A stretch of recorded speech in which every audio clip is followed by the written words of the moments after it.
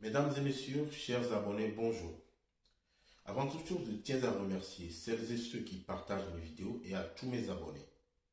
Lors de nos précédentes émissions, parmi les éléments pouvant expliquer la dyslexie et la dysorthographie, nous avons évoqué le déficit de la voix lexicale et de la voix phonologique. Également, nous avons abordé la mémoire de travail. Dans cette émission, nous reviendrons donc sur les différentes voies de la lecture et de l'orthographe. Également, nous reviendrons sur la mémoire de travail. Également, nous proposerons des activités pouvant aider les enfants qui ont des difficultés, que ce soit en mémoire du travail ou sur les différentes voies de la lecture et de l'orthographe. Pour vous permettre de bien vous installer, de prendre de quoi noter, de mobiliser toute votre attention, on se retrouve juste après le générique. À bientôt.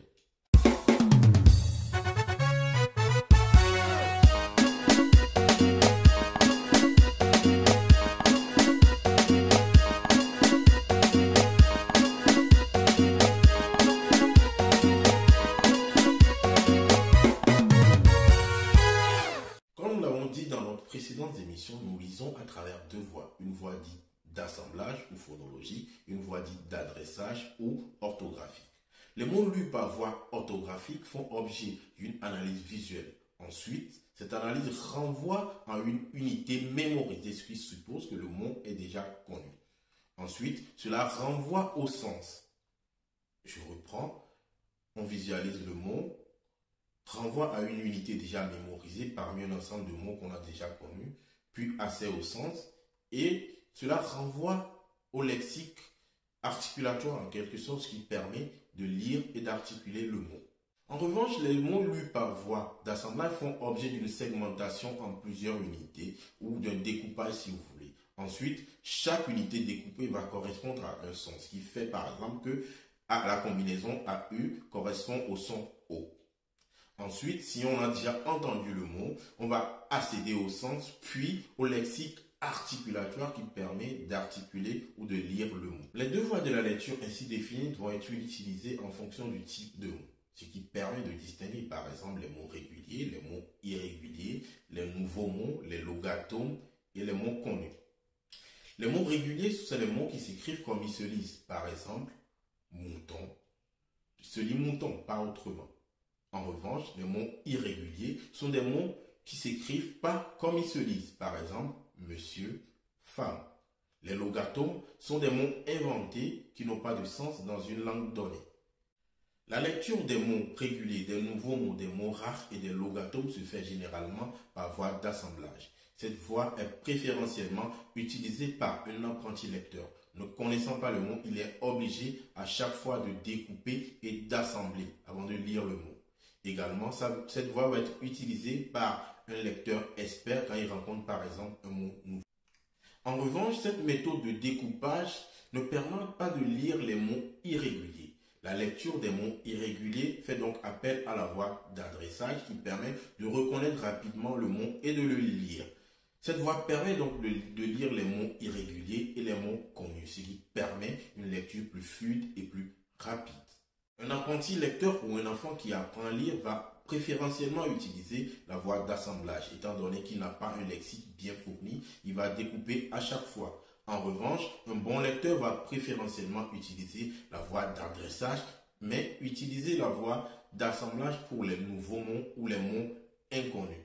De façon résumée, comme vous le voyez sur cette figure, pour lire les mots réguliers, les nouveaux mots et les mots rares à orthographe régulier, nous utilisons la voie phonologique. En revanche, pour lire les mots fréquents et les mots irréguliers, nous utilisons la voie d'adressage. Alors, comment l'atteinte des deux voies de la lecture pourrait avoir des inconvénients sur l'apprentissage de la lecture et de l'orthographe? L'atteinte de la voie phonologique, par exemple, entraîne une atteinte de la conscience phonologique, cette conscience de son qui permet par exemple de reconnaître des rythmes. En plus, cela entraîne la difficulté de segmentation et la conversion graphème-phonème. De surcroît, l'atteinte de la voie phonologique entraîne des difficultés en mémoire du travail, cette mémoire qui est indispensable dans l'acquisition de la lecture. Et pour finir, l'atteinte de cette voie entraîne une lenteur dans l'accès à l'image motrice des mots. C'est-à-dire que chaque mot que nous lisons nous en avons une image motrice qui permet de l'articuler. Et l'atteinte de la voie phonologique permettrait donc une atteinte de cette image. L'atteinte de la voie lexicale, elle autre, entraîne un déficit de la reconnaissance visuelle des mots en mémoire. Également, cela entraîne une utilisation exagérée de la segmentation, également un déficit de la mémoire de travail. Et pour finir, l'atteinte de la voie lexicale entraîne une confusion de l'orientation des lettres, également des difficultés d'accès au sens de ce qui est lu. Nous allons aborder maintenant ce que c'est que la mémoire de travail et son implication dans l'apprentissage de la lecture. La mémoire de travail, c'est une mémoire à court terme qui permet de manipuler, de stocker simultanément les informations pendant une tâche cognitive. Par exemple, si je vous demande de répéter des chiffres à l'envers. Exemple, je vous dis 1, 2, 3 et vous demande de les répéter à l'envers, ce qui donne 3, 2, 1. Cet exercice fait appel à la mémoire de travail.